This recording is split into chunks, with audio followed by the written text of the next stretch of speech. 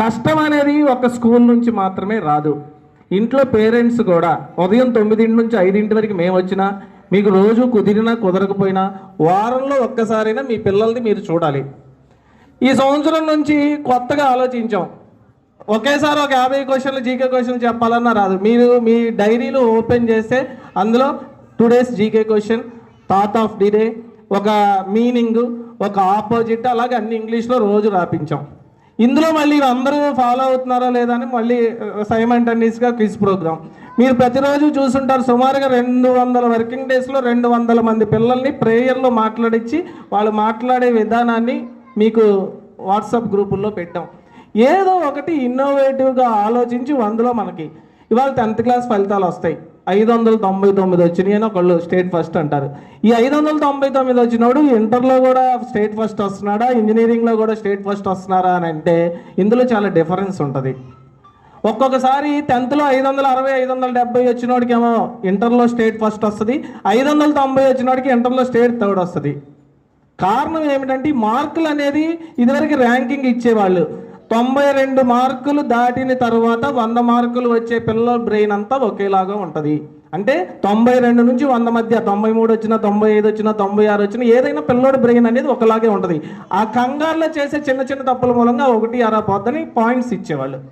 మళ్ళీ ఏం చేశారంటే ఇప్పుడు కార్పొరేట్ స్కూల్ వాళ్ళు 597, 596 అయితే మనకి 10/10 అంటే ప్రతి స్కూల్కి వస్తాయి. మా టీచర్స్ చూస్తూ ఉండండి, అక్కడ వస్తూ ఉంటాయి కదా అని చెప్పి కార్పొరేట్ స్కూల్స్ వాళ్ళు కొన్ని కోట్ల రూపాయలు గవర్నమెంట్కి ఇవ్వటం, మళ్ళీ ఆ సిస్టమ్ని తీసేసి మార్కుల సిస్టమ్. కానీ ఈ పాయింట్ గ్రేడ్ సిస్టమ్ కోసం పోరాడిందంతా మా ప్రైవేట్ స్కూల్స్. కొన్ని 5 సంవత్సరాల పాటు కోర్టుకు వెళ్ళి సాధించుకొచ్చింది. మళ్ళీ ఒక 100 కోట్లు పెట్టి వాళ్ళు ఈ గవర్నమెంట్లో తీయించేసుకున్నారు. సో ఏది ఏమైనప్పటికీ వాళ్ళ మార్కులు కాదు కావాల్సింది, అతను రేపు జీవితంలో ఎదగాలి. ఎదగాలి అంటే మార్కులతో పాటు మార్పులు కూడా కావాలి, మార్పు కావాలి. నిన్నటి మీద రేపు మా అబ్బాయి ఎంత డెవలప్ అయ్యాడు, ఈ నెల మీద వచ్చే నెల మా అబ్బాయి ఎంత డెవలప్ అయ్యాడు అనే మార్పు కావాలి. ఈ స్కూల్లో కేవలం మార్కుల కోసం కాదు, మార్పుల కోసం పరిశ్రమిస్తున్నాం. ఎందుకంటే ఈ సంవత్సరం 10th క్లాసు, లాస్ట్ ఇయర్ 50 మంది అంటే 16 మంది కొత్త అడ్మిషన్లు, అంటే 16 మంది 10th క్లాస్ పిల్లలు రాడ్లను తీసుకొచ్చి చేస్తారు ఇక్కడ. ఎందుకంటే ఎందుకు పనికిరాని తీసుకొచ్చి కూడా అనిల్ సార్ దగ్గర వేస్తారు, ఎందుకంటే తోముతాం కాబట్టి. పొద్దున్న నుండి మణికంఠ సార్కి నాకేం పని అంటే 10th క్లాస్ వాళ్ళు తోడమే కదా. సో వాళ్ళందరూ గవర్నమెంట్ స్కూల్ నుంచి వచ్చిన వాళ్ళు, ఎందుకు అక్కడ ఇక్కడ అలాంటి వాళ్ళందరూ కూడా వాళ్ళు పాస్ అయ్యారు.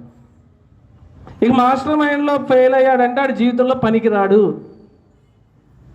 ఒక సింబల్ సంపాదించుకున్నాం కాబట్టే 10 సంవత్సరాలు ఈ ఏరియాలో మేము స్కూల్ పెట్టినా 30 సంవత్సరాల చరిత్ర ఉన్న వాళ్ళని కూడా పక్కన పెట్టి మన స్ట్రెంత్ వాళ్ళ స్ట్రెంత్తో సమానంగా ఉంది. కారణం ఏంటంటే ఫెసిలిటీస్కి కూడా అంతే ఇంపార్టెన్స్ ఇస్తాం. ఈ ఏరియా మొత్తంలో అన్ని స్కూళ్ళు తిరిగి రండి, మొత్తం ఏ స్కూల్ అయినా మనకున్నటువంటి క్యాంపస్ కానీ, మనకున్న క్లాస్ రూమ్ స్ట్రక్చర్ కానీ, మనకున్నటువంటి టీచర్స్ కానీ అన్నీ ఒక్కొక్కటి చెప్తా. అవన్నీ బాగున్నాయి కాబట్టే ఈ సింగనగర్ ఫ్లైఓవర్ దిగినాక మన ఒక్కరికి 10th క్లాస్ సెంటర్ ఇచ్చారు. కావలం ఏంటంటే గవర్నమెంట్ స్ట్రక్చర్కి కావాల్సినటువంటి బెంచెస్, ఫర్నిచరు, వెంటిలేషన్ అన్నీ మన స్కూల్లోనే ఉన్నాయి. పక్కన పెడితే ఇవాళకి మేము ఇక్కడ పెట్టి 10 సంవత్సరాల నుంచి ఒకే teacher, Telugu Pramila miss, Hindi Sushila miss, NS Phani miss, maths అంత పర్మనెంట్ టీచర్సే ఉన్నారు. ఎవరు మానరు మన దగ్గర నుంచి. సో టీచర్స్ దగ్గర కూడా ఆ గుడ్ విల్ సంపాదించుకున్నాం. ఇందులో ఉన్న పేరెంట్స్ అయితే ఇక్కడ కూర్చున్న వాళ్ళు ఒకవేళ స్కూల్ నచ్చలేదు అనే ఎందుకు ఎవరికైనా అనిపించిందంటే అది కేవలం ఒక డబ్బు దగ్గరే. ఏదో టయానికి ఫీజు కట్టుకు మా అబ్బాయికి ఎగ్జామ్ ఆపేశారు కాబట్టి ఆ శనిగా వేసంలో మీకు తెలుసు అనిల్ సార్, మణికంఠ సార్ మంచోళ్ళే, కానీ మనం అరవపోతే మన ప్రెస్టేజ్ పోద్ది కదా అని వచ్చి అరుస్తూ ఉంటాం.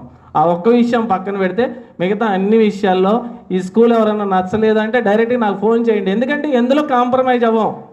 క్లాస్ రూమ్స్ విషయంలో, నీట్నెస్ విషయంలో, లేకపోతే చదువు విషయంలో సహజంగా అందరికీ స్టేట్ ర్యాంకులు వస్తాయా? 100కు 100 అందరూ వస్తే ఇంకెందుకు?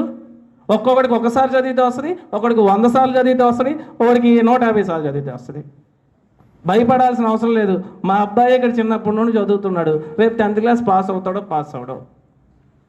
చిన్న అబ్బాయి బాగా చదువుతాడు, దానికి మనం ఎందుకు ఇంకొంచెం 2 సంవత్సరాలు 10th క్లాస్ చదివించి ఏదో రకంగా పాస్ చేపిద్దామని మనం అనుకుంటాం. అట్లాగే ఇంకా చాలామంది ఉంటారు. అంతేగాని పక్కన 100 మార్కులతో వచ్చేవాడిని నేను మా అబ్బాయితో కంపేర్ చేసుకోకూడదు ఎప్పుడు కూడా. ఎంత మారుతున్నాడు అనేది మనం చూసుకోవాలి. అంటే మా అబ్బాయి 100కు 30% ఉన్నాడు, 35% తెద్దాం, 40% తెద్దాం, 45% తెచ్చి 50% ఉంచుకుందాం అని పాటుపడాలి తప్పితే 100కు 100 వచ్చినాయి కదా అని చెప్పి ఈ 30% వాడిని 100% వాడితో పోటీ పడితే ఈ ఉన్న 30% కూడా పోద్ది. ఇలాంటి చిన్న చిన్న విషయాలన్నీ ఎక్కడికైనా వెళ్ళండి, ఇక్కడ ఫీజు కట్టకపోతే రేపు ఇంకో స్కూల్ వెళ్ళినాక అక్కడైనా ఫీజు కట్టాలి. సో అనాలిసిస్ ఇవాళంతా కూడా మాయా, వచ్చేదాకా ఒక మాట వెళ్ళినాక ఒక మాట. ఫీజులు కూడా కంపేర్ చేసుకోండి, ఆల్రెడీ చాలామంది చేసుకొని వచ్చే చేరుతారు. అయితే ఫీజులు కంపేర్ చేసుకునేటప్పుడు ఒక 2000-3000 డిఫరెన్స్ అయినా సరే ఫెసిలిటీస్ని కూడా చూసుకోండి. ఇవాళ ఈ రోడ్లో ఇంకో 2 చిన్న స్కూల్స్ ఉంటాయి. ఒక స్కూల్ నడపాలంటే మినిమం 13 క్లాసులకి 13 తరగతి గదులు కావాలి. ఒక ప్రిన్సిపల్ రూము, ఒక అకౌంటెంట్ మేడం రూము, ఒక కంప్యూటర్ ల్యాబ్, ఏదైనా ఒక 15-16 7-8 తరగతి గదులు ఉన్న వాళ్ళు కూడా 10th క్లాస్ వరకు నడుపుతున్నారు, వాళ్ళకి 550 వచ్చాయి. సో వాడు పనికి వస్తాడా ఇంటర్మీడియట్కి? అంతే పనికిరాడు. కారణం ఏంటో చెప్తా. గైడ్లు పెట్టించి లేకపోతే VGS మెటీరియల్స్ పెట్టించి రుద్దుతాడు. ఇంటర్కి వెళ్ళాక దీనికి 300 సిలబస్ ఉంటుంది.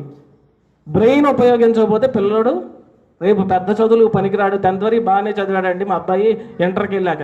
అందుకే నేను ఇంటర్ రిజల్ట్లో కూడా రేపు మేము పాంప్లెట్లు వేస్తున్నాం. మన దగ్గర ఎంతమంది అయితే చదివారో అంతమంది ఇంటర్మీడియట్లో కనీసం 90% వాళ్ళు పాస్ అయ్యి ఇంజనీరింగ్కి వెళ్తున్నారు.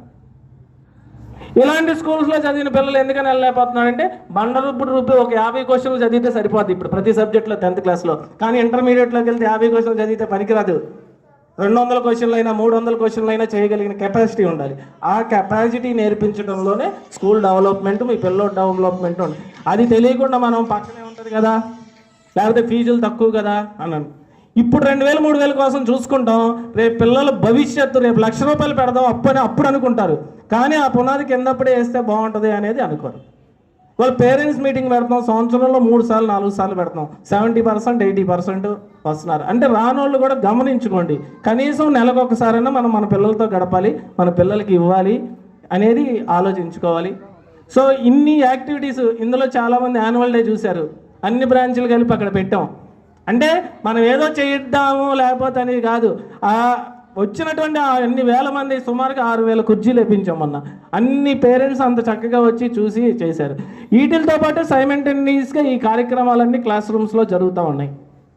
ఇవాళ మనం చూసినట్టయితే మీకు బిల్డింగ్లో ఉన్నటువంటి అన్ని ఫ్లోర్లకి టీవీలు పెట్టేశాం. ఇప్పుడు అన్నీ కూడా రీమోడలింగ్ జరుగుతున్నాయి. నెక్స్ట్ జూన్కి పిల్లలందరూ వచ్చేసరికి ప్రతి రూమ్లో, ఎందుకంటే ఇవాళ టీచర్ చెప్తే పాఠం వినే పరిస్థితులు ఏ పిల్లోడు లేడు. వాడికి కనీసం పీరియడ్లో సగం టీచర్ చెప్పాలి, సగం బోర్డు మీద లేదా టీవీ మీద కనపడాలి, లేకపోతే వాడికి నెక్స్ట్ నుంచి స్కూల్కి వెళ్ళమనే పిల్లలు చాలామంది ఉంటారు. ఇవాళ నేను చూస్తున్నా మీ ఇంట్లో UKG పిల్లలు అందరూ ఉన్నారుగా, మీ పిల్లోడికి ఫోన్ లేకుండా ఎంతమంది భోజనం తినిపిస్తున్నారో చెప్పండి. ఒక్కళ్ళన్నా మా అబ్బాయికి నేను ఫోన్ ఇవ్వకుండా భోజనం తినిపిస్తున్నానని UKG పేరెంట్స్ ఎవరన్నా ఒక్కళ్ళు ఫోన్ ఎత్తండి. ఏమో నమ్మే పరిస్థితి, 2-3 ఇద్దరు